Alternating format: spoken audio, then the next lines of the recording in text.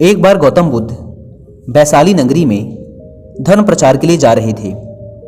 जब वे नगरी के बीचों बीच से गुजर रहे थे तो उन्होंने देखा कि कुछ सैनिक तेजी से भागती हुई एक लड़की का पीछा कर रहे हैं। वह डरी हुई लड़की एक कुएं के पास जाकर खड़ी हो गई। वह हाँफ रही थी और प्यासी भी थी। बुद्ध ने उस बालिका को अपने पास बुलाया और कहा कि वह उनके लिए कुएं से पानी निकाले, स्वयं भी पिए और उन्हें भी पिलाए। इतनी देर में सैनिक भी वहां पहुंच गए। बुद्ध ने उन सैनिकों को हाथ के संकेत से रुकने को कहा। उनकी बात पर वह कन्या कुछ झेपती हुई बोली, महाराज, मैं एक अछूत कन्या हूं। मेरे कुएं से पानी निकालने पर जल दूषित हो जाएगा। बुद्ध ने उससे फिर कहा, पुत्री, बहुत जोर की प्यास लगी है, पहले तुम पानी पिलाओ। इतने में वैशाली के राजा भी वहां आ पहुंचे।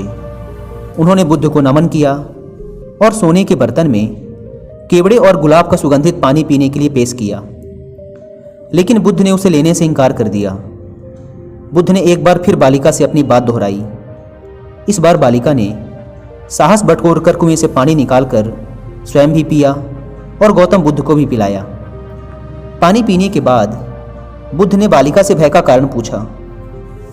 कन्या ने बताया, मुझे संयोग से राजा के दरबार में गाने का अवसर मिला था।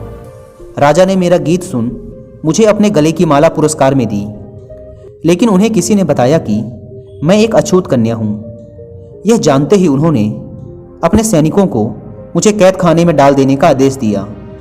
मैं किसी तरह उनसे बचकर यहाँ तक पहुँची थी कि आप मिल गए।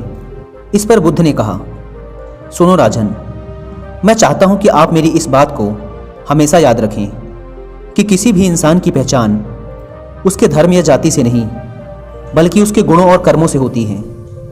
जिस बालिका के मधुर कंठ से निकले गीत का आपने आनंद उठाया, उसे पुरस्कार दिया, जिसके कार्य इतने अच्छे हैं, वह अछूत हो ही नहीं सकती। यहाँ पर नीची सोच और छोटे कार्य करके अछूत होने का परिचय तो आपने दिया है, इसलिए मेरी नज़रों में यह कन्या नहीं बल्कि आप अछूत हैं। वैशाली नरेश बुद्ध के सामने शर्मिंदा होने के अलावा और कर भी क्या सकते थे। उन्होंने बुद्ध से क्षमा मांगी और वहां से चले गए।